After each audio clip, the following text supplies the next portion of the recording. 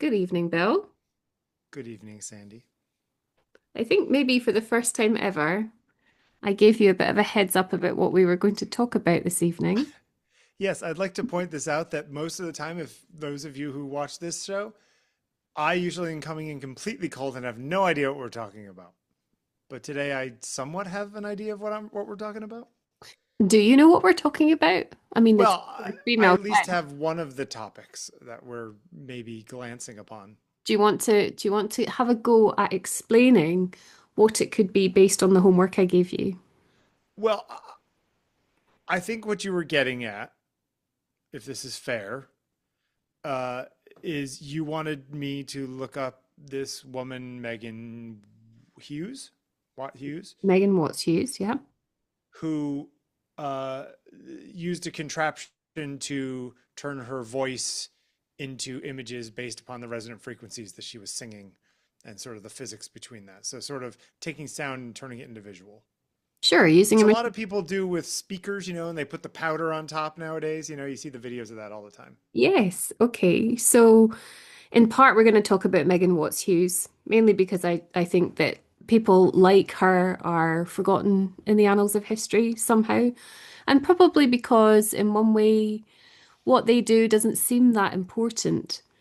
But today, because I've titled this Female Sounds, I wanted to speak to the notion that the sound of the female is something that is silenced historically, but also that we continue somehow in our kind of society and our social networks to seek to suppress not just female voices and the content of what women say, but the actual sound of women altogether.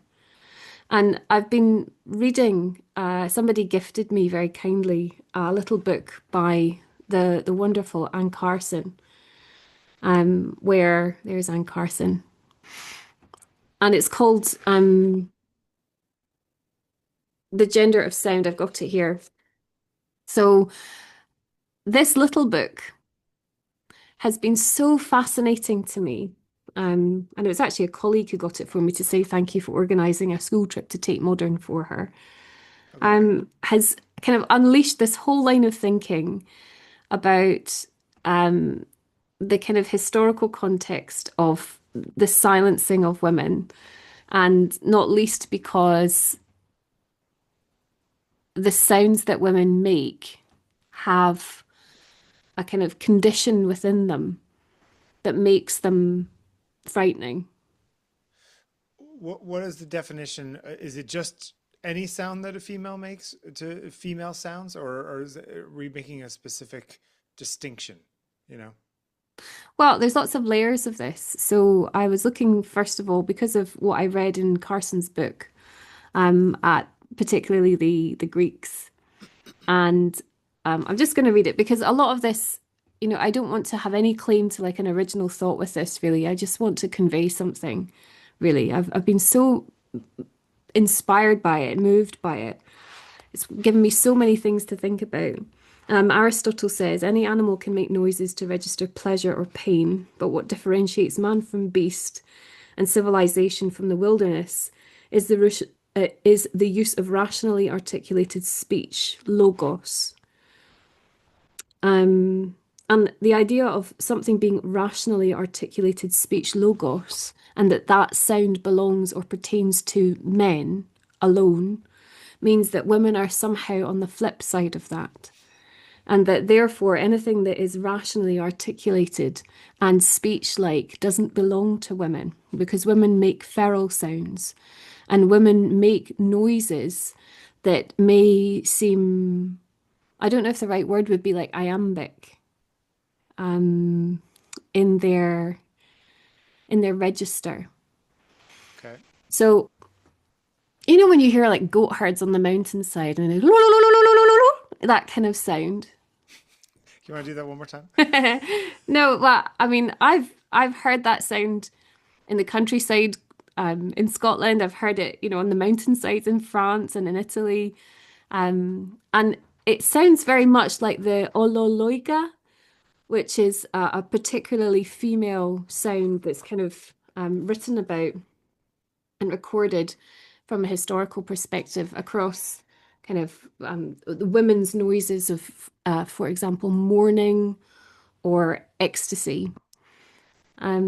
And anyway, I just wanted to try and come at this sense that when we think about the words we speak, are we also thinking about the sound of the word in the mouth of the person that speaks it, the way that the timbre and the actual noise hits us in a way that makes us think and feel differently than if the same words were spoken by somebody else? Um, I think that that is definitely true. Mm. The question that I would interject here is, do you like the sound of your own voice? Um, I think as a child, I remember playing with, things like my grandfather's dictaphone from work. Sure, Bearing in mind this was the 1980s. sure, Um, and thinking, oh my goodness, is that what I sound like? yeah, And being so perplexed that the sound I make sounds like that.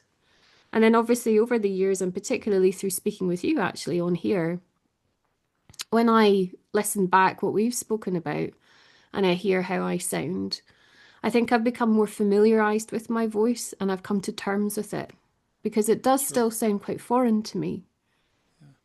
I know a number of people who are sort of who have really good sort of radio voices and that kind of thing. Yeah. And sometimes I wonder if, because I don't particularly like my voice, I sound kind of nasally, and I also have listened to a lot of my voice over the years of doing shows and podcasts and things. Hmm.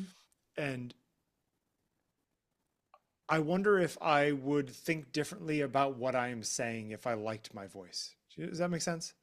Like Yeah. if it would change what I said in that sense. So I guess what I'm doing is taking what you said. We can go back to what you said. I just thought it was interesting, just the idea of internalizing it on a one-to-one basis.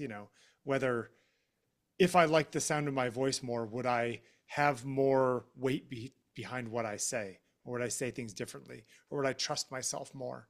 You know, Mm. um, I don't know. It's just it's. I think it's definitely there are things that I listen to. There are shows or podcasts that I listen to, and for example, I hate David Sedaris's voice. I can't stand it. Like I want to jump out a window when I hear his voice. He's so obnoxiously annoying to me. And so I don't care what he has to say. I don't want to hear it. To the point where now when I read things he's written, I hear it in his voice and it drives me crazy and I can't even read it. So there are people's whose voices, he may have something very good to say. Sure. There's a woman who's on a podcast I listen to. She guests sometimes, and her laugh, she has this little little laugh she does, and it makes me want to throttle her through the headphones. It's Gosh, just Bill, what a it's strong just like, reaction. oh, it's like nails on a chalkboard to me. But can And I so just ask when you to she's on, I turn it off. Yeah. this is very difficult, I think, to ask and then for you to answer honestly. Hmm. But is there a root of, dare I say, like a kind of misogyny in the reaction you might have to that laugh? That there's something fundamentally about the woman's laugh that Maybe, but I mean, it's not all women's laughs. There's other women's laughs that I think are delightful. It's just this particular hang, woman's laugh. hang on there, Yeah. go slowly. Go ahead. So there are some women's laughs that are delightful, Yeah. delightful for your delight. I'm Delightful. not I being find them tricksy. delightful. I'm just Sure. looking at this with you. Okay. I'm looking at whether, the woman's sound must comply with your needs as a man, Yeah, that no, I our don't. sound is something that is of pleasure to you in context of your own, for example, sexual need or I think that that is overstating it heavily okay, I'm just because I checking. think that no, because there are men's laughs that I drive me crazy too, right? I mean, my first example was a man's voice that I don't like particularly. But as I've Um, called this particular sure. presentation, I we're think looking at that this particularly, aren't we? sure. Yeah, yeah. Yeah.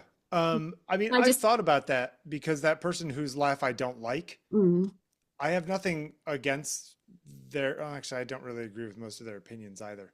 Um, but I've thought about it. It's like, do I not like it because it's a woman? I've thought about that before. Hmm. And then kind of, I'm just like, no, because here are a half dozen other examples of women that I listen to all the time, and I have no problem with their. It's not specifically because she's a woman. It's just I don't know. There's something about her voice drives me crazy. But I wonder when we Um, hear the voice, when we hear the voice of a woman, yeah, are we somehow judging differently because we register it as a female voice? sure. I mean, I think about that too. I think about somebody whose voice I don't like. They're saying something that I don't agree with, and I think, oh, if somebody else was saying this, would I think differently about what they're saying? Um, I mean, I, I think I we all have some level of that in us just from it could be that somebody that we knew when we were 8 years old had a teacher had a similar voice or something that drove us that was grating to us. So then you have somebody you work with who has a similar voice and you have associations with the person from when you were 8, you know? but I look Um, at almost that this is kind of like a suite of associations to do with kind of deep-rooted misogyny, and I'm looking at myself for this as well. You know, the way that a woman may speak and what she says may sound silly to me. That its sound is silly to me. do you find this? I'm looking at this and I'm thinking about it maybe where this has happened. Well, there's also the go, okay, finish No, the thought. I tend to be very judgmental of women who have breathy, um, very light sounding Like wispy voices. kind of sounds. I certainly have a thing about people who have upspeak, all that, ending sounds, sentences with questions and those kinds of that kind of sound. Sure, but So, that's but almost I, like that's a speech style, isn't it? That's yeah, different yeah, than being a but sound. it, but, but I think historically in that generation, it tends to be, say, like in the millennials and the younger people, that it tends to be gender shifted too. Here, let me flip the question though.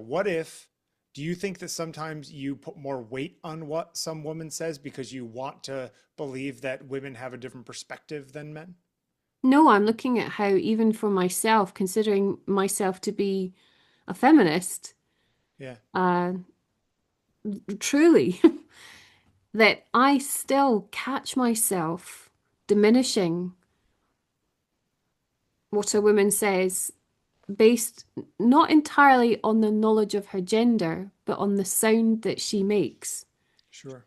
And that is conditioned by my gender awareness, and it is conditioned by, a culture in which the woman's voice is intended to be soft and is intended to be passive and is intended to uh, bring comfort, let's say, rather than Maybe. to, a woman's voice in a kind of antagonistic position, let's say, Sure. Yeah. does seem bizarre. There's something counterintuitive about that Right. for a It's lot of. shrill, not sonorous or something, like there's that. I mean, do you think it might be not even gender? It might be pitch, you know? But Woody isn't that Allen versus connected, James obviously? Earl Jones, you know what I mean? You're going to take one as, I mean, our you know, larynx is shorter, isn't it? It's going to sound yeah, different. yeah. Physiologically, we're different. But I wonder if like a high pitched man versus a low pitched man, do you hear that differently too? But isn't that because the high-pitched man aligns? Sounds more feminine. Yeah, Yes. So I'm asking us to look at this together. And again, I'm yeah, sorry to just do so much from this one little book, yeah. but I want to just talk about something that Carson has noted as an anecdote from the falling out between Hemingway and Gertrude Stein. The reason why Hemingway parted company with Stein was because of the sound of her voice. Okay. And Hemingway was also a jerk. So yeah, but hang on, hang on. go ahead. Consider this description by one of her biographers of The Sound of Gertrude Stein. Gertrude was hearty. She used to roar with laughter out loud. She had a laugh like beefsteak. She loved beef. And then it goes on to tell us about the fact that Hemingway once arrived at her home in Paris and was taken into, the waiting room, the living room, whatever, by a servant, let's say, or a friend, Hmm. and he could hear her speaking. And there was something so disgusting to him about her voice when he overheard her speaking, I think, to a lover, that he left and he didn't come back. Sure. Um, and I think that he's that can be absolutely true. wired. I don't necessarily go along the idea that it's always necessarily a sex or gender based qualification. No, but there's something monstrous, isn't there, about a woman who laughs She likes like beef. beefsteak.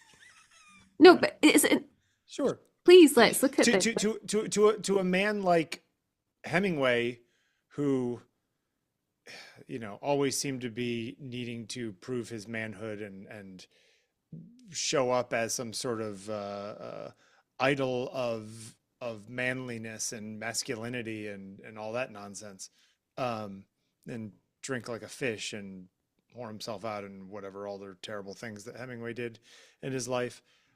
Maybe it was threatening, Maybe it's his weakness, not hers. I want you to think, if you can, in your mind's eye now about a woman who you have heard speak, who has an extremely deep voice. Hmm. And I want you to really be honest and scrutinizing yourself what effect that's had. I don't know. That's a good question. I've never really thought about it. Um, yeah, it's funny. Squeaky voices tend to bother me more than low voices. So it may be that I don't know. I'm trying to think of somebody with a low voice that I've listened to a fair amount. Well, you don't have a particularly high voice. I mean, it's slightly different for me because I've learned to modulate my voice for lots of reasons. I've probably quite actively sought to soften my voice. What would Um, it sound like without your softening? well, it can be very shrill, and I think when you're a teacher, I mean, you overheard me in my lesson the other day when you Zoomed Yeah, with that was us. good stuff. I was cross with a student at the start, Yeah, and I have to really guard against reacting in a way that um, alights and inflames the tempers of young people. And I have to okay, say, particularly young men, because if I have to speak more loudly, my voice naturally rises in pitch. And that's antagonizing. It's horribly antagonizing. And even I myself recognize in my voice something I fundamentally don't like when it's loud and it's high pitched. I sure. also have a different accent to everybody that I work amongst. And for a lot of young people, not now because I've been in England for such a long time, but certainly when I was younger, the accent and the speed with which I would speak, for example, although those are slightly different issues, of course, I really had to learn how to think about how I was speaking, perhaps more specifically than a lot of other people. Um, but anyway, I'm just thinking that, over time and also as I age and my voice changes, or as I become um, better used to using my voice in a way that means it can still remain instructional, uh, yet doesn't have to be soft, Sure. what that actually sounds like. And if that in itself has an element, like a thorny element to it, that means it makes itself unlikable. What is Yeah. a woman supposed to be? And are we defining those things through all the many characteristics of womanhood, but also, and specifically for us today, the voice, the Sure. sound? And And who's asking that of us? well, I think in these, ironically, the silent spaces between what we say, we're all fundamentally aware that, our instruments, whatever they are, Hmm. give other people the position from which to see us, navigate us, try and understand us. I see And it almost as metadata. It's like an underlying signal below what we're saying, you know. It changes how they take what we say. anyway, I mean, I asked you to look at Megan Watts-Hughes. Um, Yeah. Was she doing these things? I mean, these are in color. well, actually, do you know what? It was partly laziness for me to get you to do the research on this because I've done a little bit of research about Megan Yeah. Watts-Hughes, right? But I Yep. I fundamentally can't really understand the. I don't understand how she's doing it either, actually. I mean, I understand what I've read of the technique and I looked in a few different places and I've seen some of the examples, but I think there's more to this process than she's letting on, Anyway, or just to the a bit people of explaining it in that way. background. You can pitch in, Bill, at any Sure. point when you want to about her Sure. because she was a Welsh singer and Yep. she went to study music. She got sick. She had to come home. She got married instead, but she didn't give up being a lyricist and a songwriter, singer herself. Yep. And she was always fascinated in the science of sound. And so she devised an Eidophone, which was Yep. an instrument with which she could record in this way the sound of her voice. Now, bearing in mind, look at the dates 1891 to 1904. She was compiling these voice figures, she called them. Yeah, it's like a tube down to a chamber that has a membrane over the top of it, and then she was using chemicals, liquids, and then things to sort of freeze that on top of the membrane. But my question is, what she must have been doing was doing layers of it is the only thing that makes sense. Like a single sound wouldn't create any of these. Multiple sounds, But I mean, one after another, might create these. I Does that know make there's that sense? strange vocal phenomenon, isn't there, where you can simultaneously sound two Yeah, notes you at do once. one in your nasal chamber and one in your mouth. Yes. So that's not what this is, and she wasn't ever No. suggesting that that's what this was. However, she was making these records of her sound. And after, so I saw these just by accident, and also after reading the Carson book, and it again was getting me thinking about how women, you know, isn't it interesting? The record of women's voices is is actually a strange history in itself because we have a lot of lost history, we can only Mhm. assume. Um, we don't necessarily have what I think of as like direct source evidence of women talking, though we know they did. Sure. And then here we have somebody like Megan Watts-Hughes, though it might seem quite clunky to put it here, I suppose. Nonetheless, she was endeavoring, like a photograph, to fix Yeah. something permanently that is ephemeral. Yeah. I mean, it's not an audio recording, it's a visual recording of an audio moment. I was thinking about this though, because it's not that indifferent to dance photography in the Mm. sense that we're trying to take something that occurs in time and turn it into a 2D image, you know? Does that give Like it credence, do you a think? dance photography is not a photography of dance, it's a photograph of a dancer, which is a completely different thing than dance to me, you know? Sure, I know. And so this Yeah. is a completely different thing to sound. Yeah. Or is it? Well, I mean, it's a type of recording. I wonder if it's interesting. I wonder if you had enough of these, if you could reverse engineer the sound that was made, you know, sort of like a record groove, like they do the scanning of record grooves now. So they don't even have to play these old records that are really fragile. They can Mm. get the audio off them just by scanning them nowadays.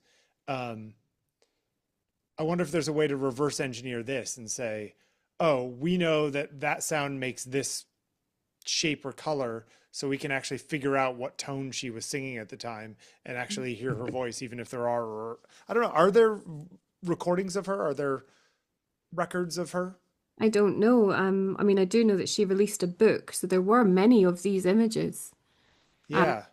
I think that, there must have been, I don't know for sure, but I'm going to assume there must have been a couple of hundred of them that went into this book. It was called, uh, it's from 1904, the Eidophone Voice Figures, Geometrical and Natural Forms Produced by Vibrations in a Human Voice.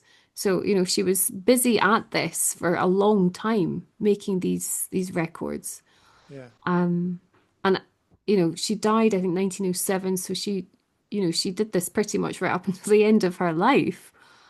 I'd also wonder if she did a lot of these and only some of them are sort of successful, as it were, as art, you know? Some of them just look like a mess and some of them look like something that has aesthetic quality as a visual art, you know? She described the patterns as beautiful crispations. Crispations? Yeah. Is that a word? I don't know. I read it. I think I probably even just on Wikipedia or something, but I thought what a fascinating way to describe what these look like. I mean, they're super trippy. I like them. They feel, it's funny, they almost feel like some sort of crazy late 60s, early 70s hippie kind of art, you know? It really reminds me of my grandparents. Like they had lots of fabrics, cushion Mhm. covers, and so on, scatter cushions in their fancy apartment. And this stuff really reminds me of With like even the weird colors. paisley kind of things. Yeah, yeah. Yeah. But again, just back to Carson for a minute, she just writes so easily, eloquently. And for something that's actually very complex, she's writing in such an accessible way about something that and you think to yourself, my God, this is so obvious. Yes, she's a classicist, she's a translator, she's an essayist, she's a highly academic intellectual and a Right. poet to boot. Um, but the thing that fascinated me about her writing was that she is the female voice and she's writing about female voices and about, the patriarchal cultures within which those voices have been silenced. But also, again, this particularly the notion simply of sound. So where language itself isn't even formed, it's simply the noise, even. Yeah. Um, and I just want to mention an anecdote talking about my grandparents, actually, that I remember being a child and watching, particularly with my grandmother, who was very poised. She had her own charm school. She was very regal, actually. Charm school. Crazy. Pardon? Charm school is just crazy. uh, but I remember watching with her. I think it was maybe, oh gosh, I don't know what it would have been in terms of a historic event, but there was something on television, and it was from, I suspect, the Middle East somewhere, and it was footage of women mourning. And the women were clad in black and wailing, waving their arms, and making this sound that, for me, as brought up in a very lovely but proper, very Presbyterian Yeah. context in Scotland in the 1980s, it was absolutely other to hear these women wailing. Yeah. And it it's always struck me that it was the pure sound of grief. Like there Hmm. was no separation, there was no thought process between the feeling and the sound. Yeah. And then when I've been reading about this more recently, women were allowed in civic spaces after being really carted off to their fringes for such a long time, so that they could publicly mourn making the sounds in a contained environment. They were only allowed to make sound at particular junctures of social ritual. Although even then in the ritual, I wonder how performative it was at that point. I mean, I've heard people make sounds of grief in the moment that haunt me still. Um, if you are then doing that after the fact in public, it's got a whole other tenor, doesn't it? You know? But men making those sounds fundamentally lands differently, doesn't it? Well, you could argue men making those sounds is not socially acceptable. Exactly, but isn't this all so interesting for us? We Yeah, live in an age where we're supposed to be almost like post-equalitarian. We've not even approached equality, it seems.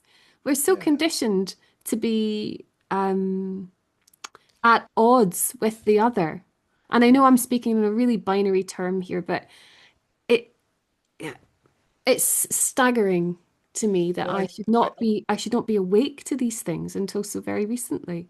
I think that there's a number of things going on here. Yes, there is this press for equality over the last 100 years or so, but there's also in the last 30 years or so this sense of trying to highlight the differences, within the equality. Um, it's the differentness while also being equally valuable kind of argument. Um, I mean, I'm a big fan of equality. uh, oh God, Yoko Ono. Oh, don't, oh God, it. Bill There Wadman, are oh things that God. Yoko Ono has done that I've seen that are amazing, or more of her visual and conceptual art. Some things drive me crazy. There was a big show of Yoko Ono at the some contemporary art museum in Chicago. I wonder, Somebody told me you need to go to the contemporary art museum yeah, I while wonder you're if there. it's It's the this same one that amazing. was here at Tate Modern, because I have to say, um, I I think Yoko Ono is extraordinary, just to say that and put that out there. But I took David, and he doesn't really think that Yoko Ono is extraordinary. Yeah. And it was an interesting exhibition to attend together. But he did leave, and I don't want to sort of speak out of turn about somebody who's not speaking for themselves, but I do think that by the end of it, he had kind of come to terms with the fact that there is genius in this. Yes, I think some of the things that she has done are wonderful, and then there are other things she's done that I'd rather leave the room. But yeah, sure. Well, there's nothing more grating, I have to just say, about Yoko Ono than a Yoko Ono album. Yeah, That's my personal opinion. she However, really should stop with the music. But yeah, when I see things like this, voice piece for soprano, this is from Grapefruit, the hmm collection, the bookwork that she made in the 60s. Voice piece for soprano, scream, 1 against the wind, 2 against the wall, 3 against the sky.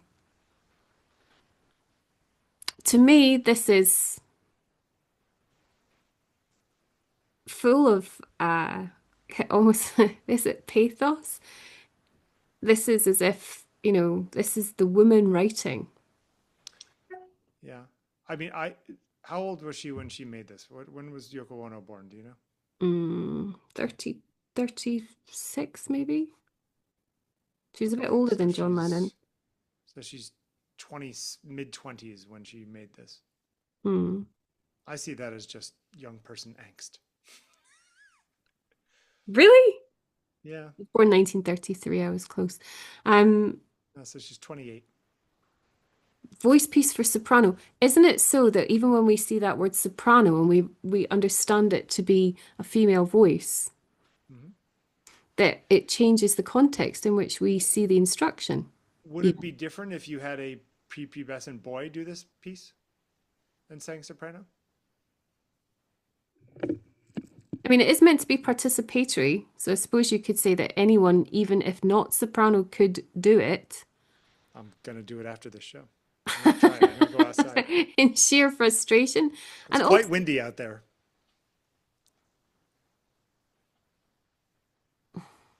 Bill, are we Yeah. able to see our bias? Do we really D- know?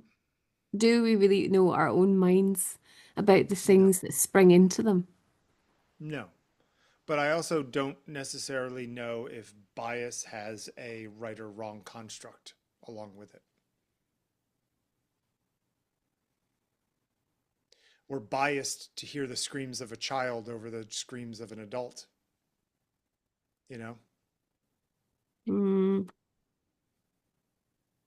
I really do think that you should read this. I'm going to send this little book to you. It's going to blow Okay. your mind. Can I find it at the library probably? Maybe. I Okay. think sometimes it's almost like public service in telling people about these kinds of texts. There's something What that year comes was that along, again? say again. What year was that? I think it was first published in 1992, and this is a reprint. Okay. I mean, Carson's alive now. She's in her 70s. She's still working, I think. She's professor of classics and literature, maybe somewhere fancy. I'd love to meet her. My goodness. Go find her. Go find her and then speak in our female tongues to each other. And say things that no man would understand. Well, good night, Bill Wadman. Good night, Sandi.